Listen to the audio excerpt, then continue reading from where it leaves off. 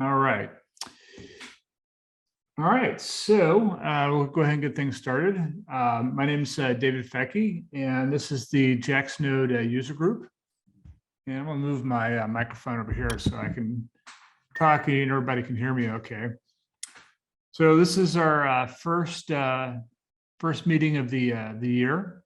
And this meeting is gonna be interesting because we're actually gonna be revisiting some stuff that was covered at a previous meeting.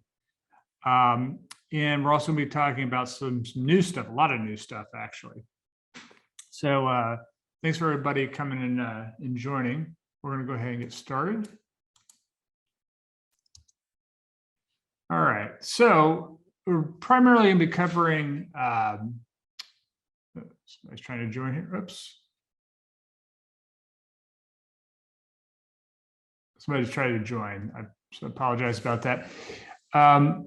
So a couple of years ago, we did a presentation on Next.js. And one of the things I started seeing last year was I started seeing a lot of people start using a newer framework called Blitz.js. And Blitz.js is essentially, it's just it's a fork of Next.js, but with a lot of stuff added in for backend functionality.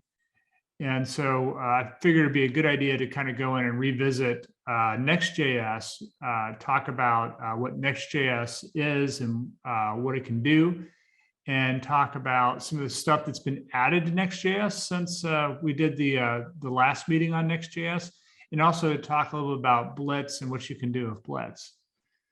So with that, let's go ahead and just get started with an overview of Next. So I think everybody's probably familiar with React. React is a front-end framework that was started by Facebook. I'd say probably at this point, it's probably the dominant or one of the most popular front-end frameworks, especially for working with views in the browser. Let's join it. All right, we got another person just joining. So React, of course, was made popular by Facebook. It started out of Facebook, and it also started off essentially as just being kind of like a web-only or a front-end style framework. But some of the things that have been interesting over the years has been that Microsoft has announced support for Windows with React. And we also have a user group here in Jacksonville that's solely dedicated just to covering React and React topics. So because of that, I kind of want to talk a little bit more about frameworks and stuff that use React. And like I said before, there's a lot of companies now, I think, especially here in Jacksonville, that use React. I was talking to a buddy of mine that's working for, he's working remotely for like a Silicon Valley startup, and he's doing all the back end stuff. And hey, what are you guys using in the front end? It's like, oh, we're using React. We're using React in the front end. So it's almost become kind of like a standard type thing. So there used to be this term I remember hearing called isomorphic apps. And isomorphic apps, when you hear that term, what they're essentially talking about is they're talking about an application that you can write that runs on the server, but also on the front end of a web browser. And so there were ways that you could essentially take React and use it with Express.js and set it up so that on your server, you could actually render React on the server. But it was kind of tricky to kind of configure. But that was like one of the first use cases of people being able to take essentially React and have it be part of a server-based framework. So there's essentially 4 different types of React that you'll see out in the wild. One is, I think probably what most we're it's commonly referred to as a SPA or a single page application. So when you use the create React app application, where it's basically it scaffolds out a new or a fresh React project, that it basically has all the building blocks and stuff you need for creating one of these types of apps. And it's thought of as being kind of like a client-side type of application. And then not too long after React was introduced, Facebook also introduced React Native. And React Native essentially started off as being as a way that you could use React for creating mobile applications or native mobile applications. It started off initially on iOS, and then they expanded it so that it actually ran on Android. And so you could set up, little unique differences between the Android and the iOS, but you could reuse a lot of it. You could just reuse components just like you would in a traditional web application. And so that became kind of a popular project because of that. And they've since, there's just recently, there's been a lot of work done to React Native to make it a little bit more performant. There's some new functionality. There's some new kind of like backend pieces to that that are written in C++. It's supposed to really kind of expand the performance and the capability of React. I haven't had a chance to really look at that stuff recently, but I do know that the React team at Facebook and the open source community has done a lot to make improvements to React Native. The third kind is one that I've used quite a bit, and that's Gatsby Jas. And Gatsby Jas is a framework for essentially building, static HTML sites. Now, there's been a lot of work done recently to Gatsby Jas to make it work a little bit more like a server-based application. And so one of the things they've started doing is they've started adding, edge functions that you can use for being able to do more backend or make, server calls in the framework. But I know myself personally, I use it primarily as a way of essentially building out static HTML, and JavaScript websites. And then the fourth type is kind of what we're going to be covering here tonight, and that's a Next.js, which is really it's a server side and a client side framework all in one. So those are the four types. We're going to be talking mainly about the fourth one, Next.js.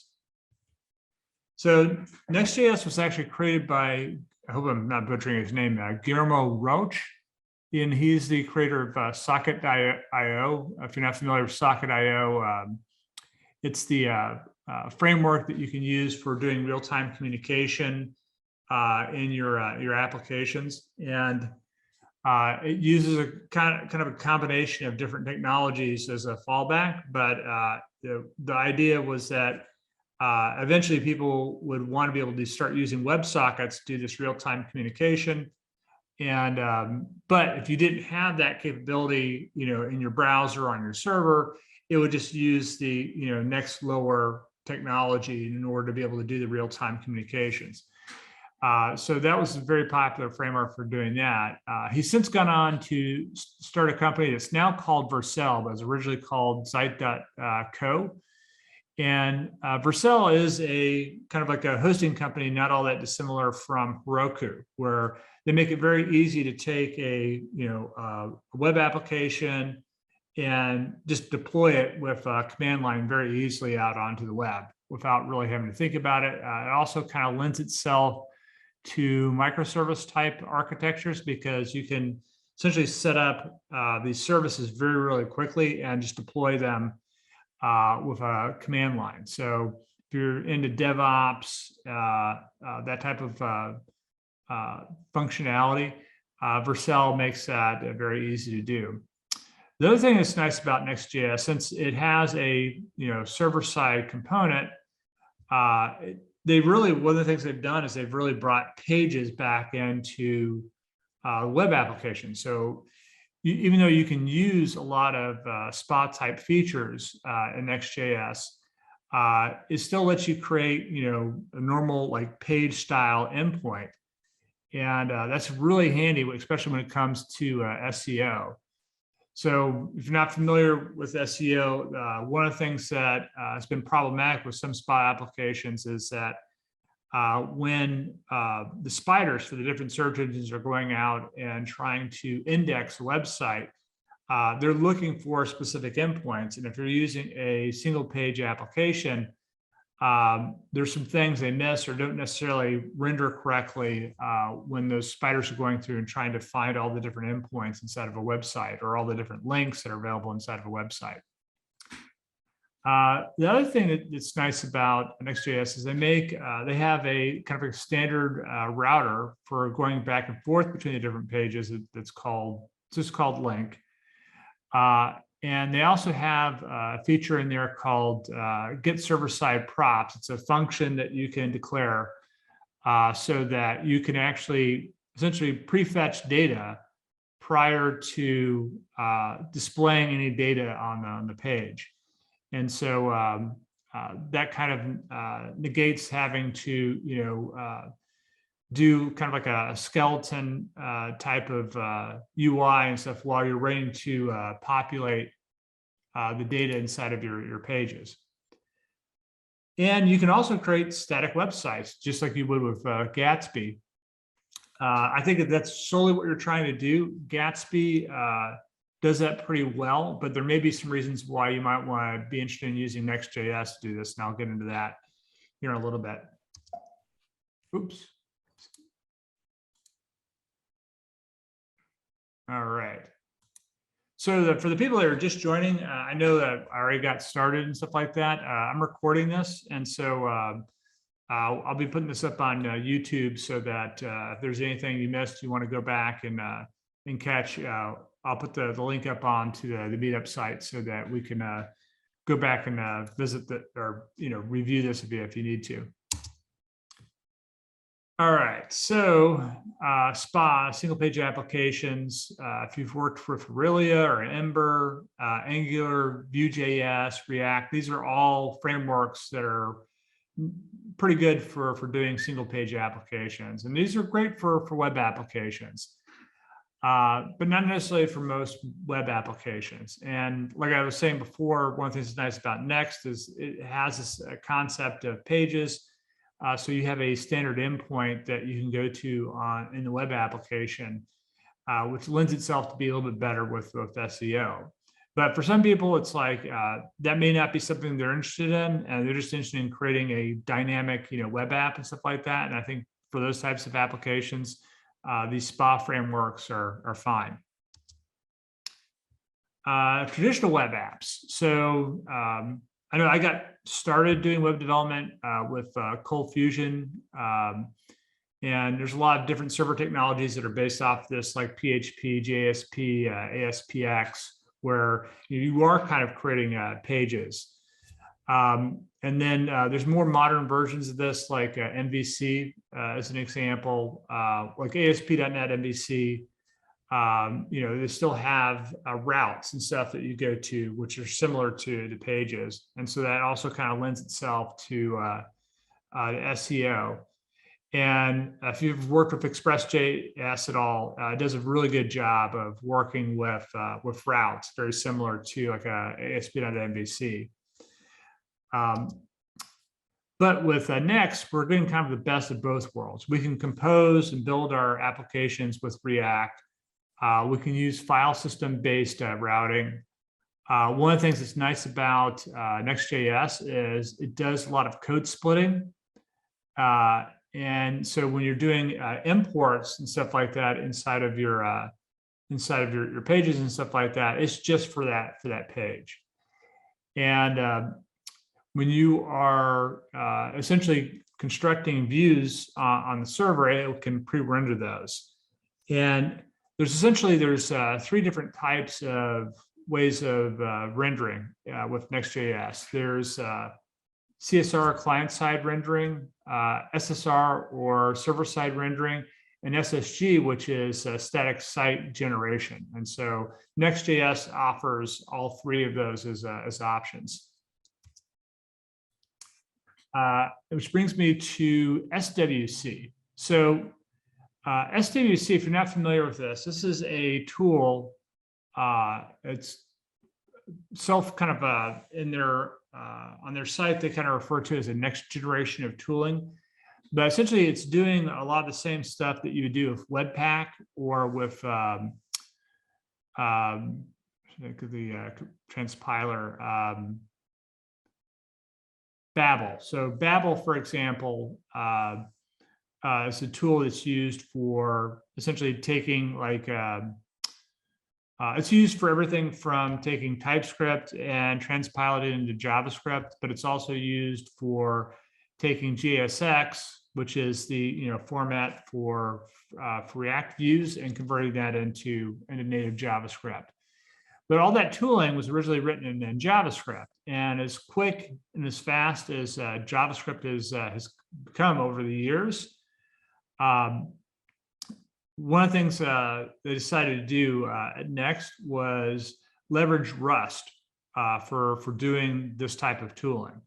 And so there's a new tool called SWC, which is baked into Next.js. It's also baked into a couple of other projects like Deno as an example. So Deno is like Node, is a runtime for running JavaScript and TypeScript. And so all the TypeScript transpilation is done using SWC with Deno as well. So there's a couple of different projects that are using SWC, but the key thing here is that SWC, one of the things they claim is that it's 20 times faster than Babel. And I know that one of the problems that I've had with using Gatsby as an example, Gatsby is using Webpack behind the scenes for essentially doing all of their site building, all the building and stuff like that, or the build step. And one of the common complaints about Gatsby is that that build process is slow. And so one of the things that might interest some people, if you're trying to do static site generation, and you're getting frustrated with Gatsby, and maybe you don't need all the features, all the plugin features and stuff that are available in Gatsby, you might want to look at Next.js, because this tooling actually is quite fast. And I wouldn't be surprised in an upcoming release of Gatsby if they don't try to incorporate a tool like this. And so I think that's one of the more things that's a little bit more fascinating about Next.js is the fact that they are using this tooling. So a Next.js project is actually, it's really not that complicated, but it has changed quite a bit in the years when I first took a look at it. And so like most Node projects, it's going to start off with a package.json file. And then it's going to have a pages directory inside of the project. And the pages directory essentially is where your pages, your endpoints into your application are going to be. And one of the things they've added in the last couple of years is they've added a _ app.js. And the app.js is essentially the entry point. So if you need something that runs on every single request, like for instance, like if you're trying to bring in, let's say, a global style sheet that you're using, or you want to, let's say you want to bring in like a layout and kind of control how you lay out your application, the _ app.js is the file where you would do that. They also have a API directory that sits underneath the pages. And so if you need to do any specific APIs in your application, maybe you have some front end stuff where you need to be able to call back into the application, then they also provide that. And you can also make that available to as an API to other applications that may want to consume data from your application. And they also have a static folder, and that's basically where you put your static content. So if you have images or things like that, which are not being rendered on each request, you can put that stuff in the static folder. So getting started, if you want to essentially gen a new Next app, you don't actually have to have anything pre-installed other than Node on your computer. you can use the npx command to create a new Next app, and then you just basically put the name of your project in here. You can also use the yarn create Next app command. It's another way of generating out a project. Or if you just want to create it from scratch, you can just create a new directory, do an npm init into it, and then install Next, React, React DOM into your project. And then you'd have to have the following script commands for dev, build, start, and for the linter in there. And so I have that here in these slides. So an index page, or for instance, just a page for that matter, is actually pretty simple. You don't have to, I think nowadays they want you to assign a name to your export functions, but in this case, this is a kind of a simplest type of page you can do inside of Next. So one of the things that's nice about this is you don't have to worry about importing React or React DOM in order to use this. It'll automatically do that import for you when you're creating your pages. So very simple, very easy to create pages in Next.js. You can also pre-render data. So you could use a component did mount as an example, but if you want to do the server-side stuff, there's a function you can also export called get server-side props. And what will happen is when you go to make your request on a specific page, it will look for the function with this name.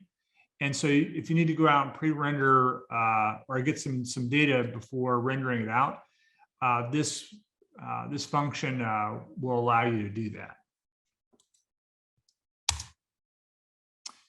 And you can also pre-render static content. And so this gets kind of into the Gatsby area. Like for instance, if you just wanted to render out static content, you can do that using the get static paths and the get static props methods.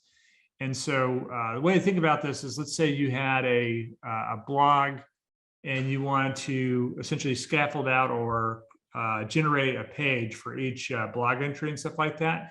You could set that up, all these different paths here inside of this get static paths function.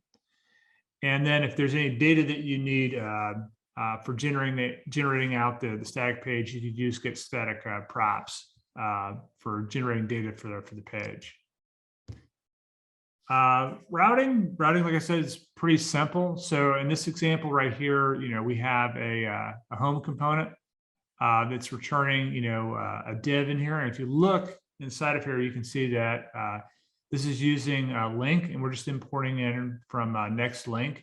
And then you basically just put the route underneath your href, and that will create a link that you can use inside of here. And then you just export it out. You also have the ability to do props. So for instance, if you need to pass in a parameter as an example into the link. So for instance, like this, like in a blog example, it's like you may need to have the ID for the blog post, and then you just pass that in as a prop right here. Routes are pretty simple. Like I said before, you can just you can use the Next router as an example here. And in this case, what it's doing is with the router, I'm just saying router.push to take you to that specific endpoint. So they make it really easy to do routes as well. So I think the really big functionality here that we gain from Next is being able to do the server-side rendering. And if you're using a framework like Express as an example, you can use templating engines like Pug or HBS, but with Next.js, you essentially just render out your React components. So I think it makes it quite a bit easy to do that. Styling, there's a number of different ways of styling with Next.js. They have inline styles that you can use. You can also use style JSX. There's libraries for working with less and Sass. And they also have plugins and stuff for doing Chakra UI and Tailwind if you want to use one of those frameworks as well. So this is kind of an example of style JSX. So you can see here where you just basically bring it in as like a tag inside of there, and you just put your CSS directly inside of that style, and then you can call that that style. You also have the capability of doing global styles in there as well. So with that, I'm going to do a quick demo. Let me bring over my handy dandy terminal.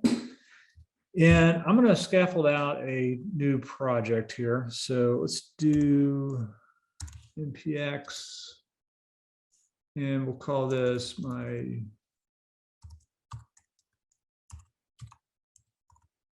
next app. All right.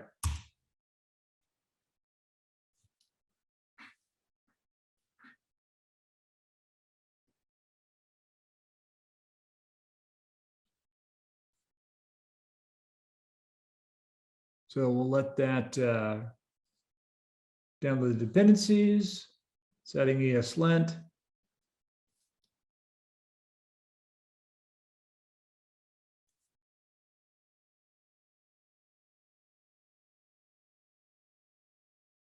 All right. So in order to go into here, we just need a CD into that directory. All right, and we can see here it's already created a Git repository, and I'm just going to go ahead and open up code so we can see what this looks like.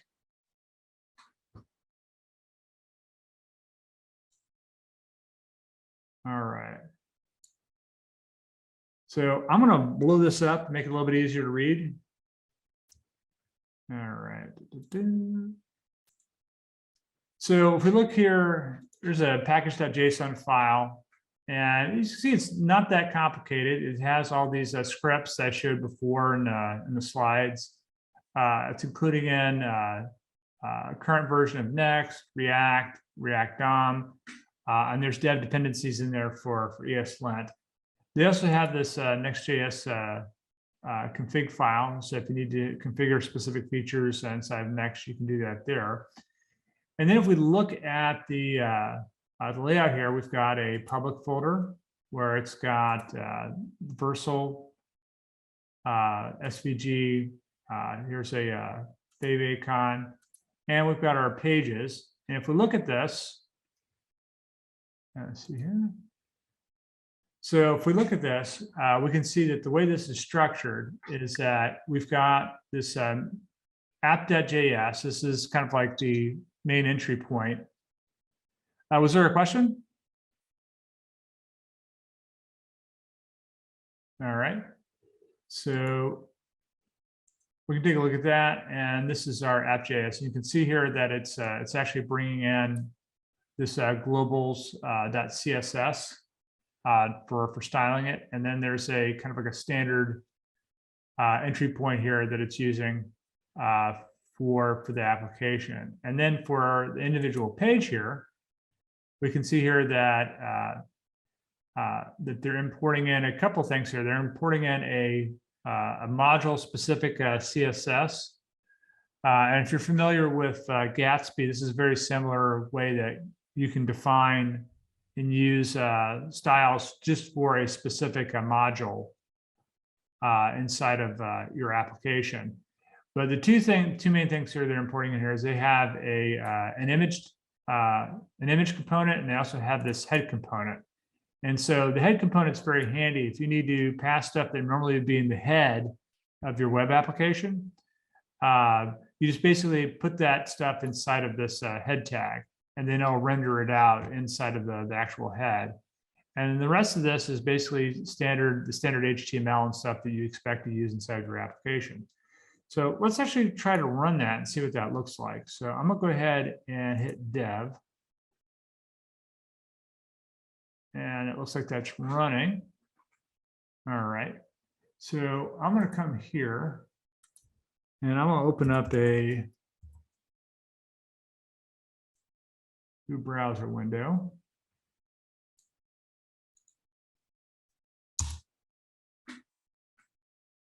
And voila, there's our page. So I'm going to come back into here. And let me see if I can't make this a little bit thinner here. I'd like to see what that looks like here if I were to come in here and make a change. So I'm just going to come over here and I'm going to say,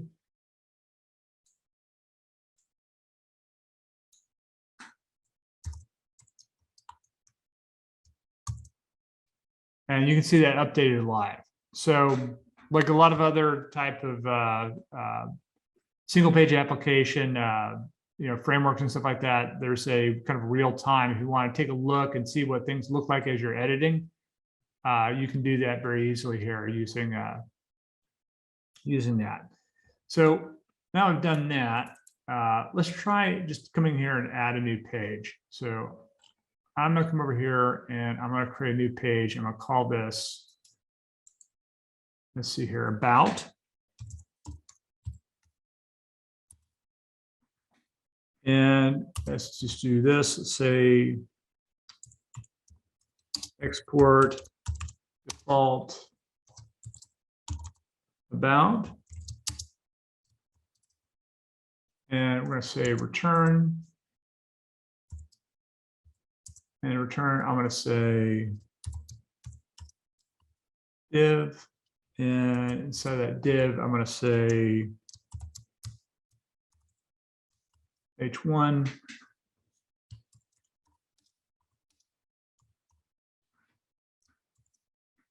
All right. So now if I come back to our web page, I should be able to come over here and type in about. And I got an error. Let's see what I did wrong. I think the IDE changed your component name. It did, yeah. So I am using, right now, I'm actually using Copilot, GitHub Copilot. And one of the things that it does is it uses, AI to try to do like autocomplete and some other nice things like that for me. In this case, I just want to find out what about looks like.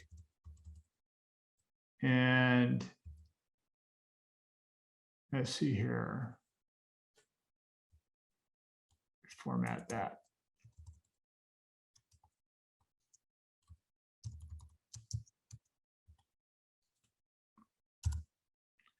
And what am I forgetting here? So index, that helps.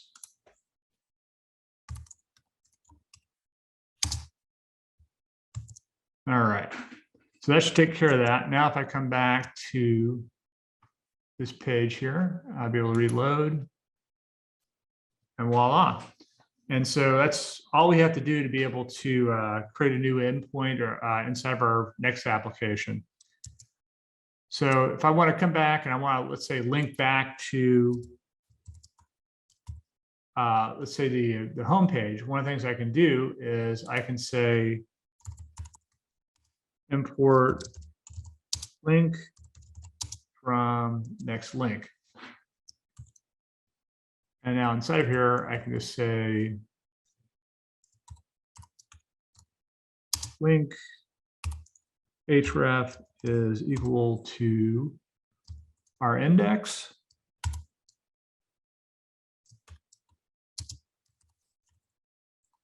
There we go.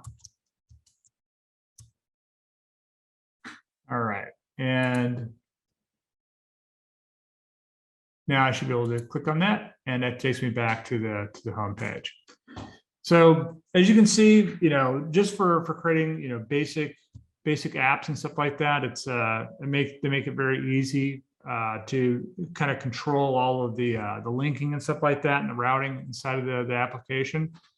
But I want to show another quick example of let's say there's maybe a third-party service where I want to pull some data in and then display that inside of the application. So I'm going to come back out here and I'm going to quit this. So let me go ahead and kill this.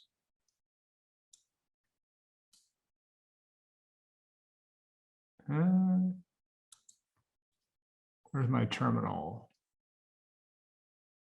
I think it's on the right side here.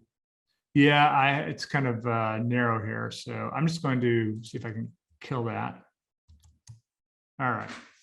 So now that's killed. I'm gonna come into my terminal here. And let's cd out of here. And let's cd into. All right. Let's open that up. All right. So here's essentially, an app that's very similar to what we're just looking at. The main difference here is that I have this page I created for getting the weather here at the local airport. And what I'm doing here is I'm using that get server-side props to actually go out and retrieve some data here. So what I'm going to do is I'm going to take this like so. Actually, maybe let's go ahead and run this.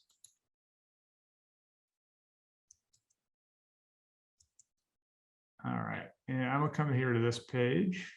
There we go. So this is an example app, and what I'm gonna do is I'm gonna go to this weather page. And what I'm gonna do is I'm going to come over here. I'm gonna add all these different properties or weather observations here. Done that. And then what I'm going to do is I'm going to modify this so that the property here that's it's returning here is WX for the weather. And then I want to return the first item in the array here that's being returned from this Axios query. So then up here, you can see that this is destructuring and pulling out this WX prop.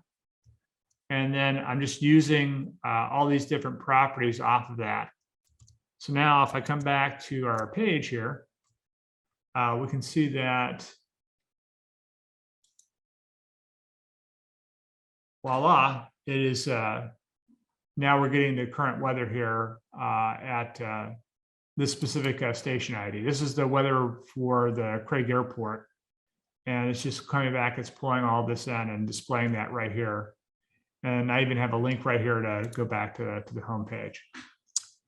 So that's kind of a quick introduction to Next. With that, I'm gonna go back into the slides here. And that brings us to Blitz.js.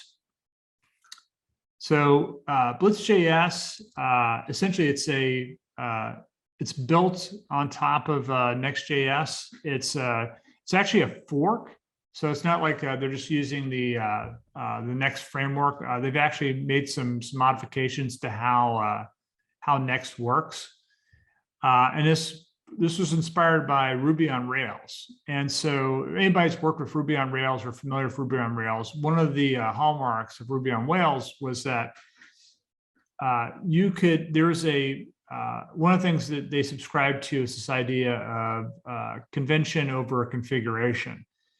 And so that if you follow these conventions and stuff like that, you didn't have to worry about doing a lot of boilerplate type of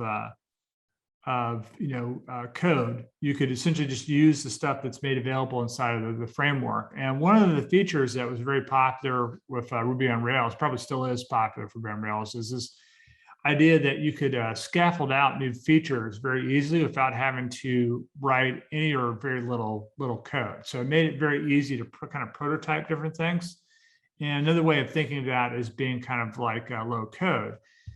And so one of the things that Blitz will do is like when you're actually going out and let's say you want to create a new entity as an example, like let's say you wanted to create a, I don't know, like like a vehicles entity as an example.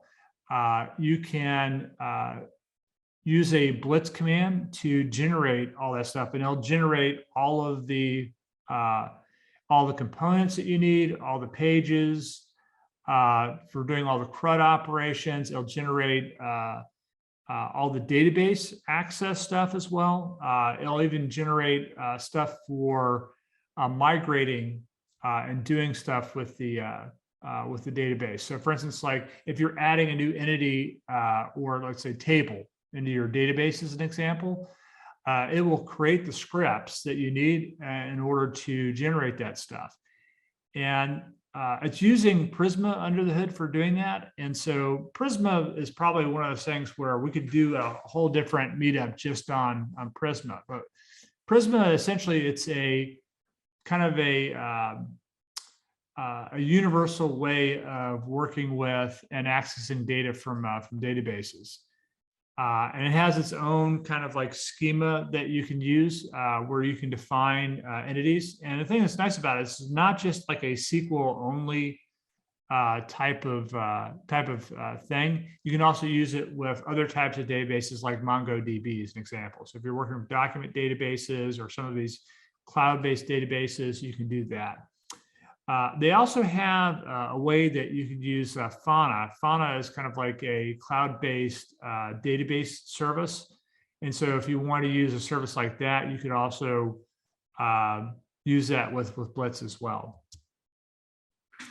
So if you're going to install Blitz, I think this is actually the same requirement as Next.js. It requires that you have Node 12 or higher.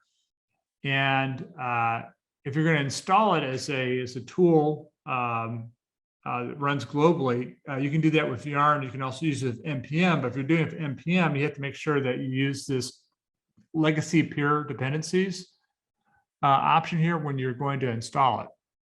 I've already installed it on my machine, so we won't go through that, but I'll show you how you can scaffold out a new application using Blitz. So if you want to create a new Blitz application, you just say Blitz new, whatever you want to call your application. Then you can do you can CD into that and just do Blitz dev, just like you could do Next dev, and that will spin up the application for development. Like I was saying before about Prisma, Prisma is a framework for working with databases. By default, when you go to set up a project inside of Blitz, it creates one using SQLite, and that's kind of nice because I don't know about you, but like on my local development machine, I don't like to have like a whole server running on my machine. Like I know some people will install Postgres or MariaDB or something like that on their machine, so they always have a database running and stuff like that. But you know, databases tend to take up like a lot of resources, and so if I don't need to be running a full-on database, especially if I'm just kind of like prototyping or scaffolding out a website, I prefer not to do that. And so by default, they use SQLite for doing that. It'll also work with a lot of other databases like Postgres and Mongo. And one of the things that's really cool about this tool is that at any point in time, let's say it's like, you know what, I don't want to use SQLite anymore. I want to go ahead and move everything over into let's say Postgres. You can do that. You just make a change to your configuration, and it will use Postgres as your database. And so you can kind of start off like a prototyping something, and then when you want to actually get to the point where you want to deploy it to like an actual server and stuff like that, you can do that. Another thing, like I said before, it has this capability of being able to create migrations. So the database changes will get deployed at app deployment time. So every time you have a new version of your application you're ready to deploy, it'll include any database modifications with that and deploy that at the same time that you're deploying the application. So this is a Prisma schema example here. I'm not going to get too in depth into this, but if you're familiar at all with SQL syntax, this is really not all that different from the way that you would define a table inside of SQL. And the other thing that's nice about this is that you can define has a and has relationships. So in this example here, they have a project model in here, and then it has a task, which is basically using an array of tasks. And here's the model for that array of tasks. And they even have like a auto increment for the ID. So whatever database you're using that uses auto increment, or whatever auto increment feature that's available in that database, it'll just automatically define that when it's going to create the tables for that. So very handy, and they have their own syntax essentially for doing all that. Another feature they have is this concept of queries mutations. And so the query syntax that you'd use inside of Blitz is not that dissimilar for link syntax in .NET. If you've ever worked with link syntax in .NET, it's not all that dissimilar from that. So if you look at the second example here, where it says await db.project.find1, this is, if you've ever worked with MongoDB, this is very similar, where essentially you kind of can pass like a JSON object and get the results back you want as JSON. Mutations are essentially for doing data manipulation. So if you needed to, let's say, update something or delete something, or just add something, you use a mutation for doing that. With that, I'm going to go ahead and show a quick demo. So let's come back here. And I think I have a Blitz application already opened up here. So let's do, actually, let's create a new Blitz application. So I'm going to say Blitz new, and we'll call this my JaxNode Blitz app.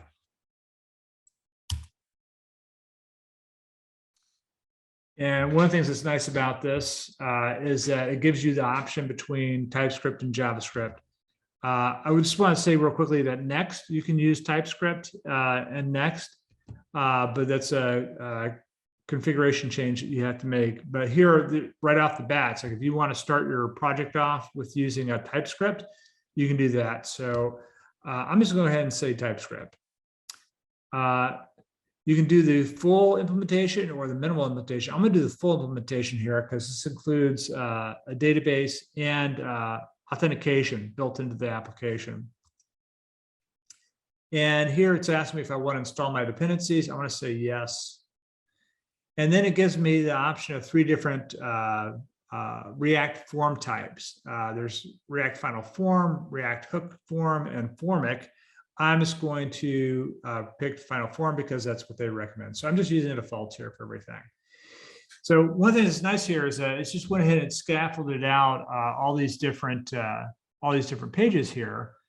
But you look here at the bottom here, it's telling us it's retrieving the freshest of dependencies. So it's going out here and it's essentially using the npm repositories to pull down the latest dependencies for the project. So I know there's some scaffolding tools out there that will essentially build, but for a specific version of a framework. This tries to go out and get the latest version of the framework when you're scaffolding out a new app. So that's pretty convenient. And this actually can take a couple of minutes here, and it's because there's a lot of stuff that it tries to put in here. But as you can see here, if we look at the different files here that it's adding in here, one of the things that's a little bit different from Next.js is that when you go to scaffold it out, let's say here they have this auth type or auth model. It's not putting that inside of the pages directory. So you can see there's an app pages. It's creating this in its own directory. So for instance, if I wanted to create, let's say my own, let's say project type or vehicle type or something like that, it will do that. but it creates its own folder and folder structure underneath the app folder for doing that. Another thing that's also kind of unique about Blitz, it's different from Next.js, is that the API folder doesn't sit underneath the pages directory. It's actually sits at the root level, just like the pages directory. So I'm just going to cd into this so we can see what this looks like. And let's open this up in VS Code.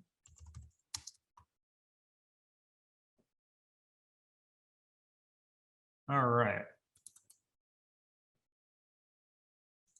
So you can see we've got the Prisma stuff in here. We've got a SQLite database that's already created for us. Here's the app folder. Here's our pages directory, and then the API directory sits right underneath that. All the auth stuff is sitting inside of here. So now I've got the scaffolded out. I'm just going to go ahead and I'm going to spin this up so we can see what that looks like. So I'm going to go ahead and hit dev. Okay. And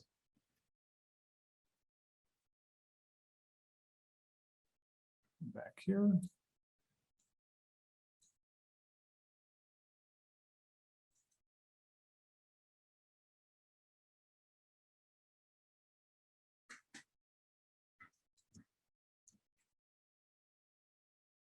Okay, it says it compiled successfully.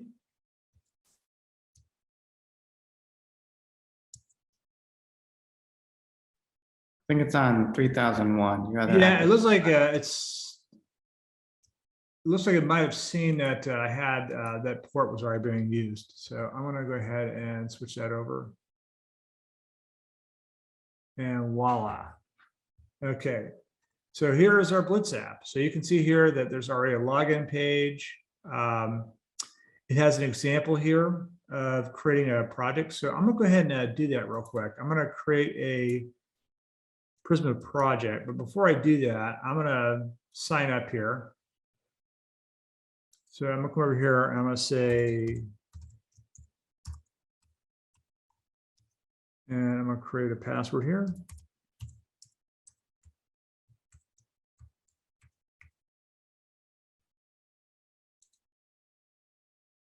All right.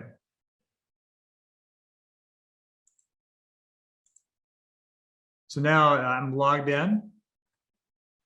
And now what I'm going to do is I'm going to come back into our project here. I'm going to, before I do that, I'm going to kill the server here real quick. And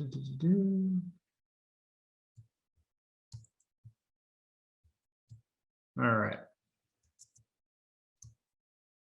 So I'm going to come over here and I'm going to use the Blitz command, Blitz generate all project. And I'm going to specify a name column that's of type string. So we'll hit that. And you can see what it's gone ahead and done is it's created an app project ID TSX. So this is how you pass in your parameters, or you want to have a parameter that you can use for a specific route. Essentially, you name it the name of the ID here. And you can see here that it's created an edit form for this. It's created an index for this. It's also created a project form. It's got these queries in here for getting the project or for getting all of the projects. And then there's a mutations here for create project, deleting the project, and updating the project. And this is what the Prisma model looks like. So right now it's asking me if I want to create a migration. I'm going to say, yes, I do want to create a migration. All right. And it wants me to enter a name for this migration. I'm going to call this project migration. And so now it's created a migration for me. All right. So now I've done that, I'm going to come back in here and I'm going to run this again.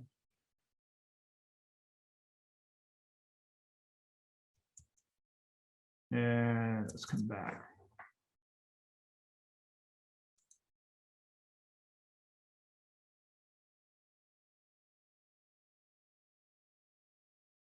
That's thinking. Okay, there we go. So now we've done that. I'm gonna come over here and I'm gonna go to projects.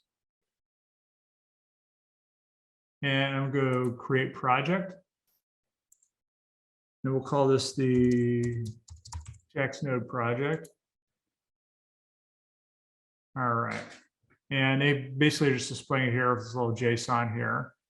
I can come back here. I can edit that if I want. I can go back to my projects and create a new project. And I'm going to call this vehicle project. And paint project. And so you get the ID. So without having to write any code at all, all this stuff was essentially auto-generated here. So I can come over here. I can see I've got this projects folder. It's got all of the specific stuff in here.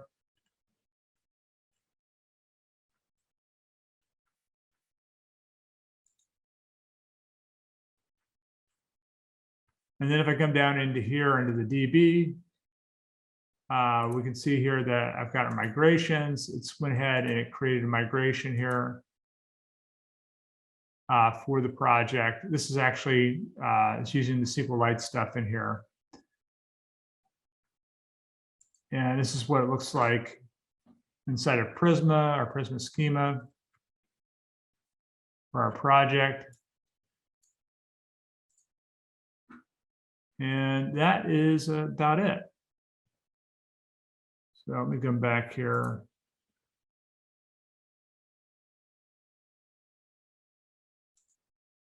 All right.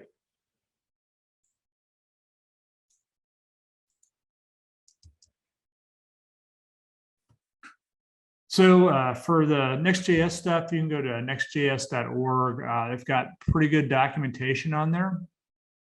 And the same thing applies here to Blitz.js. So I'm just gonna come over here, Blitz.js. The documentation for Blitz is really good as well. And they have a really good tutorial where you can go through and it explains how you can very easily come into here and modify that. They make very good use of hooks inside of here. And let's see here. One of the things that's interesting about this project is that one of the things they're looking at doing right now is expanding it beyond just React or Next. And so they want to be able to do versions of this for Vue and for Svelte and that sort of thing. So they're actively looking at expanding the project beyond just React. So I think this is actually a pretty novel thing. It's adding a lot of the capabilities that have been in some other frameworks, like Ruby on Rails as an example. But if you're interested in learning more about this, they've got excellent documentation here on their website. And they're also looking for volunteers. So that is Blitz. And do we have any questions?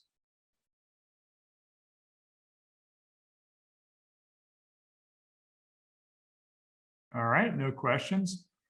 So like I said, I'm going to put the slides and all this stuff up on the meetup site. I'm also going to post a video tonight so that all this stuff is up on the up there as well on YouTube.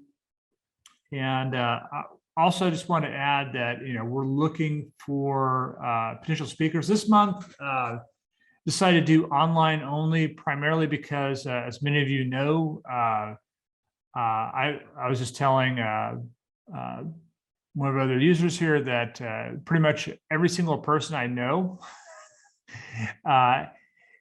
currently has COVID or has just gotten over having COVID. And so I figured that this might be a good month to avoid an in-person meeting. But I do intend to have the meeting in person next month.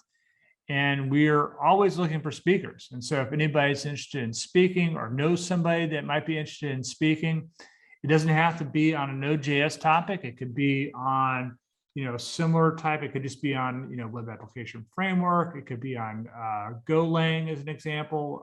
Go is very popular with a lot of people in the Node community as well.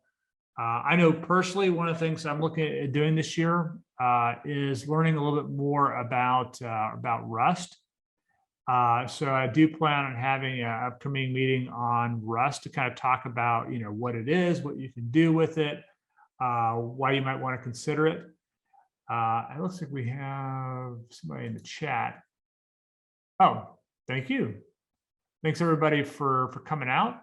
And I hope to see you guys in person. I'm hoping all this pandemic stuff goes away with the Omicron variant. But with that, have a nice evening. I'll talk to you guys later.